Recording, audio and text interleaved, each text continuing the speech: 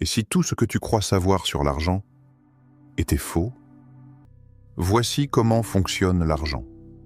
Les leçons de Machiavel sur la richesse. Car l'argent n'est pas une simple monnaie. C'est un miroir, un reflet brutal de ta discipline mentale, de ta vision, de ton audace. Ce que Machiavel a compris, bien avant les économistes modernes, c'est que la richesse n'est jamais un accident. Elle est le résultat d'un esprit structuré, d'un désir maîtrisé, d'une stratégie invisible que seuls les esprits éveillés peuvent percevoir. Dans cet épisode, tu vas découvrir pourquoi l'argent fuit ceux qui le poursuivent, comment ton mental devient une véritable nation intérieure, et surtout, comment penser comme un stratège te rapproche inévitablement de l'abondance. Si tu veux transformer ta réalité financière, tu dois d'abord sculpter ton mental comme un empire. Prépare-toi. Ce que tu vas entendre ne te laissera pas intact. C'est plus qu'un épisode. C'est un signal intérieur, un réveil. Le théâtre invisible de l'argent. Ferme les yeux un instant. Imagine une scène. Pas celle d'un théâtre classique, non. Un théâtre sans rideau, sans projecteur, sans spectateur visible. Un théâtre où les acteurs sont les pensées et où l'argent n'est pas un billet, mais un personnage muet, glissant entre les coulisses de ton esprit. On t'a appris que l'argent s'obtient par le mérite, par le travail, par la vertu. Mais observe le monde autour de toi. Des génies meurent en pauvres, des médiocres nagent dans l'abondance. Pourquoi ? Parce que l'argent n'obéit pas à la justice. Il obéit aux lois invisibles du mental. L'argent n'a pas de morale. Il est l'écho des intentions qui le manipulent. C'est un fluide. Il ne juge pas. Il ne choisit pas. Il suit le courant de l'intention la plus forte. L'intention la plus cohérente. Celle qui est nourrie jour après jour, pensée après pensée, sans fissure ni doute. Tu veux savoir pourquoi tu n'attires pas encore l'abondance ? Pose-toi une question simple, mais tranchante. Ton esprit est-il un théâtre d'ordre ou de chaos ? Parce que l'argent n'entre pas dans une maison en désordre. Il fuit les zones floues. Il déserte les cœurs divisés, tu vois. Certains parlent d'argent toute la journée, mais au fond, ils en ont peur.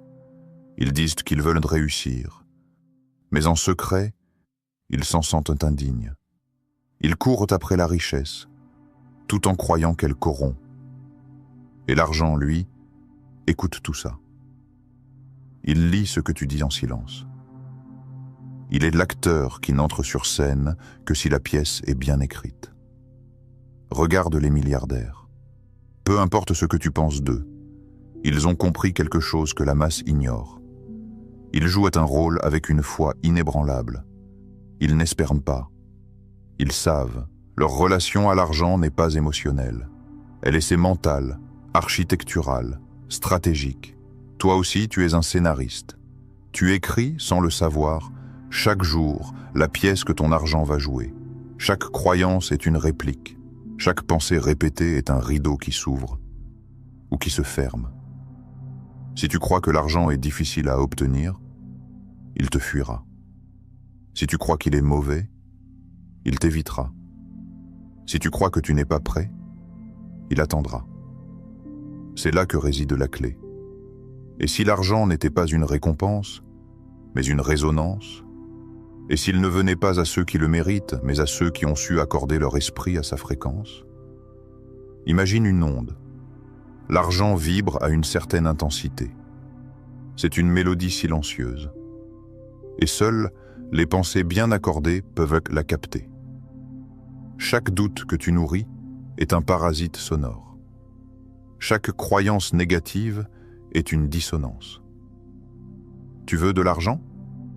Commence par orchestrer ton mental comme une symphonie. Ne laisse plus une seule note jouer contre toi. Répète ton intention comme un mantra. Incarne-la, affine-la, organise-la. Ce que Machiavel ne disait pas explicitement, Mais laissez entendre dans chaque ligne, c'est que le pouvoir réel commence toujours par la maîtrise du théâtre intérieur. Il n'est pas question de manipulation extérieure, mais de maîtrise invisible.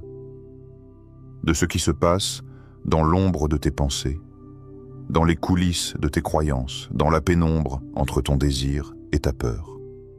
Tu veux changer ta vie financière? Alors réécris ton rôle, change ton dialogue intérieur, sois le dramaturge, pas l'acteur hésitant. Car l'argent n'aime pas les improvisations. Il aime les pièces bien montées, les plans solides, les esprits déjà convaincus. Rappelle-toi cette scène. Un homme entre dans une pièce, pauvre mais sûr de lui. Il parle comme un roi. Il agit comme s'il possédait déjà l'abondance. Et doucement, imperceptiblement, l'argent commence à le suivre. Pourquoi? Parce que dans le théâtre invisible du monde, ce n'est pas la vérité extérieure qui guide l'argent, c'est la vérité intérieure, martelée avec force. Le pouvoir organisé, ce que Machiavel savait, imagine une carte. Pas une carte routière, une carte intérieure. Un territoire invisible que personne ne voit, sauf toi. Sur cette carte, tes pensées, tes habitudes, tes émotions, tes croyances. Chaque point est une ville. Chaque pensée répétée est un poste de commandement. Chaque croyance dominante, une forteresse. Maintenant, demande-toi, qui commande ce territoire? Est-ce le chaos ou l'ordre? Là où il n'y a pas d'ordre, il n'y a pas de richesse. Machiavel n'était pas un moraliste. Il ne s'intéressait pas à ce qui est bien ou mal. Ce qui l'intéressait, c'était ce qui fonctionne. Et ce qu'il a observé avec une précision chirurgicale, c'est que le pouvoir naît d'un esprit structuré. Il en va de même pour l'argent. L'argent est une forme de pouvoir. Mais un pouvoir qui se méfie du désordre. Il ne reste pas longtemps chez celui qui improvise, il fuit celui qui doute, il ignore celui qui avance sans cap. La richesse est le fruit d'un système de pensée organisé, cohérent, hiérarchisé. Pose-toi cette question sans complaisance. Est-ce que ton esprit fonctionne comme un État solide ou comme une république en crise? Est-ce que tes décisions sont prises par un commandement central clair ou par une foule d'émotions et d'habitudes contradictoires? Machiavel observait les princes, les royaumes, les stratégies politiques. Mais son génie, c'est d'avoir compris que tout pouvoir extérieur n'est que le reflet d'un ordre intérieur. Si tu veux attirer l'abondance, organise ton esprit comme un empire. Voici le plan d'attaque. 1. Une vision claire, sans vision, pas de direction. L'argent ne vient pas à ceux qui veulent juste plus. Il vient à ceux qui savent exactement pourquoi, combien, comment et dans quel but. Une vision puissante agit comme un phare. Elle attire les opportunités. Elle filtre les distractions. Elle donne un sens à chaque action. Quelle est ta vision financière à 10 ans? Quelle forme prend-elle dans ton esprit? Est-elle écrite, visualisée, ressentie? 2. Des lois internes. Chaque empire a ses lois. Et toi? As-tu des règles mentales inébranlables? Tu ne peux pas bâtir une fortune intérieure avec des pensées aléatoires. Tu dois établir des principes non négociables. Par exemple, je n'investis jamais dans ce que je ne comprends pas. Chaque euro que je dépense me rapproche ou m'éloigne de ma liberté. Mes décisions ne sont jamais guidées par la peur. Ces lois sont ton cadre mental. Elles réduisent le bruit. Elles affûtent la concentration. Elles rendent ton esprit digne d'être un centre d'abondance. 3. Une discipline constante. La discipline n'est pas un sacrifice. C'est une preuve de maturité mentale. Là où l'enfant mental réagit, l'esprit organisé agit. Là où l'émotion veut fuir, l'empire reste en poste. Celui qui règne sur lui-même est plus puissant que celui qui conquiert une cité. Chaque rituel, chaque habitude consciente, chaque geste aligné sur ta vision est un acte de puissance. Chaque fois que tu dis non à une distraction, Chaque fois que tu choisis l'ordre plutôt que le chaos, tu fortifies ton royaume. Maintenant, regarde autour de toi. L'argent va aux entrepreneurs qui structurent leur vision, aux investisseurs qui respectent leurs règles internes, aux artistes qui transforment leur chaos créatif en stratégie. Pourquoi? Parce qu'ils pensent comme des stratèges. Ils vivent selon une architecture mentale. Et l'argent, ce pouvoir liquide, va naturellement là où il peut s'installer durablement. Il cherche des esprits organisés, prêts à gouverner. Tu n'as pas besoin d'être parfait. Tu n'as pas besoin d'être rapide. Tu dois être organisé, intérieurement, mentalement, énergétiquement. Rappelle-toi ceci. Le pouvoir appartient à ceux qui savent se gouverner. Et dans le royaume invisible de ton esprit, soit tu es le prince, soit tu es un sujet qui subit ses pensées. Lorsque tu te lèves chaque jour, ce n'est pas ton réveil qui te rend plus riche. C'est la manière dont tu ordonnes ta journée, dont tu structures ton attention, dont tu déploies ta volonté avec précision. Car à l'échelle mentale, la richesse n'est jamais un hasard. C'est une conséquence militaire. Le désir est une arme. Tu peux posséder tous les plans, tu peux lire tous les livres, tu peux connaître toutes les lois de la réussite. Mais tant que ton feu intérieur ne s'embrase pas, tu resteras spectateur de ta propre vie. Le désir ardent est à la semence de toute richesse. Sans lui, aucune conquête ne dure. Il y a deux types d'êtres humains, ceux qui veulent et ceux qui brûlent de vouloir. Le monde ne couronne pas les sages, il couronne les affamés, pas ceux qui désirent vaguement, mais ceux dont le désir déchire la poitrine, consume le doute et transforme chaque obstacle en marche vers l'avant. Tu crois que la logique suffit? Tu crois que la discipline seule te mènera au sommet? Non. Il faut une obsession sacrée. Il faut un feu dans le ventre que rien ne peut étouffer. Ceux qui ont changé l'histoire n'étaient pas les plus brillants, mais les plus affamés. Edison n'a pas inventé l'ampoule avec de la méthode, il l'a fait avec 10 000 tentatives et une volonté qui ne voulait pas mourir. Steve Jobs n'a pas bâti Apple avec des plans seuls, il l'a fait avec une vision brûlante, inacceptable pour l'époque. Le désir transforme le temps en serviteur. Ce qui prendrait 10 ans à un cœur tiède peut se faire en un an sous la chaleur d'un mental incandescent. Mais ce feu, il a une exigence. Il doit être dirigé. Un feu sans direction devient une douleur, une agitation, un tourment intérieur, mais un feu concentré forge les conquérants. Il fait fondre la peur, il découpe la paresse, il sculpte des ponts vers l'impossible. Tu crois que Machiavel parlait de pouvoir froid? Non. Il parlait de désir contrôlé, de rage canalisée, de faim lucide. Alexandre le Grand pleurait à 30 ans, pas de tristesse, de vide, car il avait conquis le monde et son feu réclamait encore des terres à dominer. Pas pour l'or, pas pour la gloire, mais parce que son désir était plus vaste que la réalité elle-même. Pose-toi là maintenant, que veux-tu? Pas ce que tu dis vouloir, ce que tu veux vraiment, ce qui te réveille la nuit, ce qui fait battre ton cœur plus vite quand tu y penses, ce que tu ne peux pas oublier, même si tu le caches au monde. Ce désir-là, brut, violent, vivant, c'est ton pouvoir, ta graine, ton feu sacré. Mais attention, un feu sans structure, c'est un incendie. Un feu bien tenu, c'est une forge. Le désir est une arme, mais une arme exigeante. As-tu remarqué? Plus tu veux quelque chose, plus les obstacles se lèvent. Ce n'est pas une punition, c'est un test de combustion. L'univers veut savoir, est-ce un caprice ou une flamme inextinguible? Quand tu tombes et que tu te relèves sans perdre l'envie, quand tu échoues, mais que le feu brûle encore, c'est là que la richesse commence à t'écouter. Elle ne vient pas à ceux qui veulent sans douleur, elle vient à ceux qui sont prêts à souffrir un instant pour triompher longtemps. Tu crois que tu es fatigué? Non. Tu es dispersé? Tu crois que tu manques de talent? Non. Tu manques de feu dirigé. Pose cette question dans ton miroir mental. Quel est le désir que je refuse d'assumer? Et si ce désir était l'arme ultime que je cache à moi-même?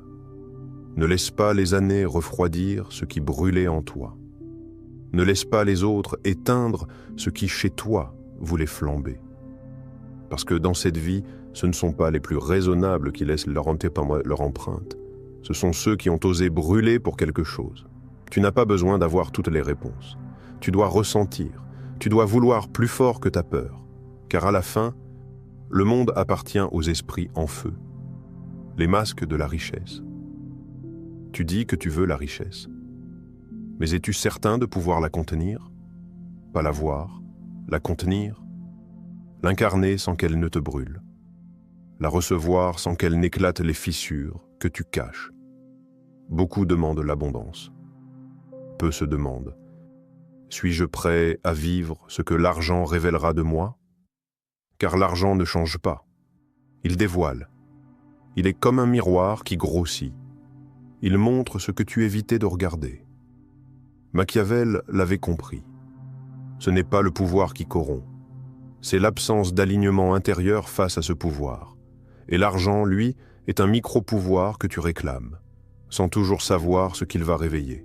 Prends une pause. Imagine-toi riche. Vraiment. Pas riche en rêve. Riche en réalité. Où vis-tu? Comment parles-tu?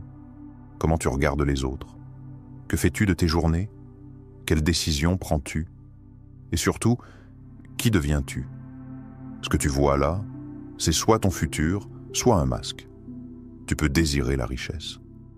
Mais si, au fond, tu crois que l'argent fait de toi quelqu'un d'arrogant, de corrompu, de superficiel, tu te sabotes, en silence.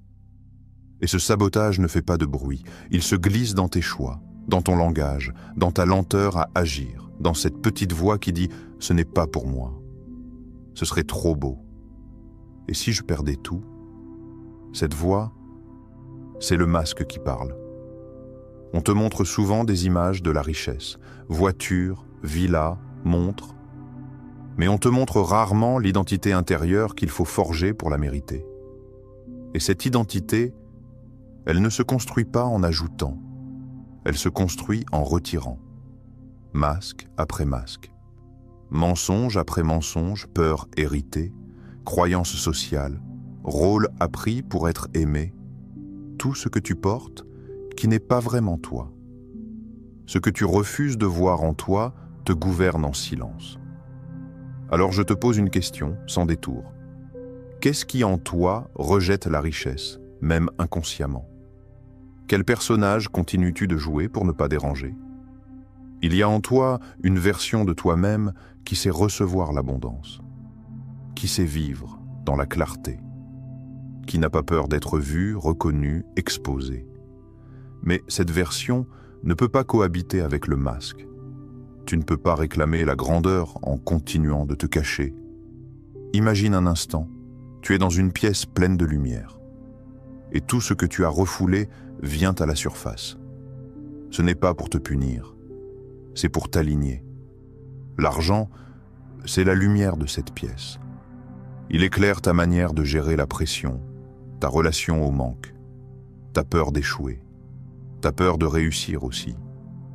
Tu crois que tu veux l'argent, mais peut-être que tu veux seulement ce que tu crois qu'il changera en toi. Et si tu pouvais le devenir avant même de l'avoir? Regarde autour de toi. Tu verras des gens riches qui sont perdus, et des gens simples qui vivent comme des rois, dans leur posture, dans leur silence, dans leur souveraineté intérieure. La vraie richesse commence dans la façon dont tu te tiens face à la vie. Tu veux de l'argent? Deviens celui ou celle qui peut le porter sans plier, sans fuir, sans se trahir. Tu n'as pas besoin d'en faire plus. Tu dois enlever ce qui t'empêche d'être, ce que tu crois devoir cacher, ce que tu crains qu'on voit si tu réussis. Parce que l'argent, lui, ne juge pas. Il suit l'authenticité. Et si la pauvreté n'était pas qu'un état extérieur, mais le reflet d'un dialogue intérieur plein de compromis, de peur, de fuites déguisées, alors aujourd'hui, avant de courir après quoi que ce soit, commence par te demander « Quel masque suis-je encore en train de porter? Et qui serais-je si je n'avais plus rien à prouver ?» le pacte silencieux. Il existe un pacte. Il n'est écrit nulle part. Aucune loi, aucun livre, aucune bouche humaine ne l'énonce clairement, mais il est là, silencieux. Présent depuis le jour où tu as compris que tu pouvais vouloir plus. Un pacte entre ton esprit et la réalité. La fortune favorise les audacieux, mais elle embrasse les préparés. Machiavel, ce pacte ne se signe pas avec des mots. Il se forge dans l'invisible, dans les pensées que tu répètes en secret, dans les engagements que tu prends quand personne ne regarde, dans la fidélité à ton feu intérieur, même quand tout autour semble glacé. Chaque jour, tu es en train de signer quelque chose, avec tes gestes, avec tes pensées, avec tes silences. La question est, à quoi as-tu dit oui? À l'éveil ou à l'habitude? À ta grandeur ou à ton confort? À ta légende ou à ta survie? Ce pacte, c'est un miroir. Il te donne exactement ce que tu tolères, ni plus, ni moins. Tu crois peut-être que la vie est injuste, mais en vérité, elle est extrêmement précise, presque chirurgicale. Elle ne donne pas ce que tu veux. Elle reflète qui tu es prêt à devenir. Tu veux plus? Prépare-toi à payer le prix du silence mental, à t'engager, pas pour un jour, mais pour toujours. Ce n'est pas ce que tu fais une fois qui crée ta réalité. C'est ce que tu fais chaque jour, quand tu pourrais choisir autrement. Rappelle-toi, il y a deux façons de vivre. Tu peux vivre dans la réaction, être une antenne, un récepteur, attendre, espérer, regarder, réagir. Ou tu peux vivre dans la création, agir, imaginer. Concevoir ton existence comme une œuvre où chaque pensée est une brique, chaque choix un coup de pinceau. Le monde ne changera pas pour toi, mais il s'alignera à celui que tu choisis d'être. Ce pacte invisible te demande 3 choses, et aucune n'est confortable. Premier, la persévérance, pas la motivation, pas l'excitation temporaire, mais la fidélité obstinée à ta vision, même quand rien ne bouge, même quand tout semble figé, même quand les autres abandonnent. Celui qui tient plus longtemps que les autres finit toujours par gagner. 2. La clarté. Tu ne peux pas sculpter une vie floue, tu dois voir, nommer, écrire, répéter. Te rappeler pourquoi tu fais ce que tu fais. Chaque matin, la clarté est une armure. Elle te protège du doute. Elle repousse les distractions. Elle trace un chemin là où il n'y avait qu'un désert. 3e, la croyance dans l'invisible. Tu veux changer ta vie? Alors tu dois croire avant de voir. Tu dois avancer sans preuve. Tu dois bâtir avant d'avoir les briques. Tu ne récoltes jamais ce que tu veux. Tu récoltes ce que tu es devenu dans l'invisible. Ce que tu as osé sentir comme réel avant qu'il le soit. Et ce pacte-là ne se signe qu'à l'intérieur, sans témoin, sans tampon, sans bruit. Aujourd'hui, tu es à une intersection, comme chaque jour. 2 voies s'ouvrent devant toi. L'une est familière, tu fais comme hier, tu penses comme hier, tu vis comme hier, et tu obtiens hier. L'autre est inconnue. Mais elle commence par une simple décision, celle d'écrire le premier mot d'un nouveau chapitre. Pas demain, maintenant. Tu n'as besoin de l'approbation de personne. Tu n'as besoin d'aucun feu vert. Le pacte ne dépend que d'une chose, ton engagement avec toi-même. Et si aujourd'hui, au lieu de douter, tu t'engageais? Pas à moitié, pas quand ce sera le bon moment, mais là, dans l'imperfection, dans la fatigue, dans le silence. Parce qu'à la fin, la fortune n'est pas une faveur. C'est une réponse à l'âme qui a osé signer dans l'ombre un pacte silencieux avec sa propre grandeur. Ce que tu viens d'entendre n'est pas simplement un script. C'est un plan de réinvention mentale, un miroir tendu à ta conscience. Car la richesse véritable commence bien avant l'argent. Elle naît dans l'ordre de tes pensées, la précision de ta vision, la force de ton feu intérieur, et le courage silencieux de t'engager envers toi-même.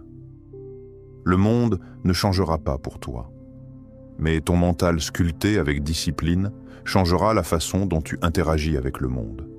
une mèche lente allumée dans les zones endormies de ton potentiel. Alors, si ce message a résonné en toi, si une part de toi s'est réveillée, ne laisse pas ce moment s'évaporer. Abonne-toi.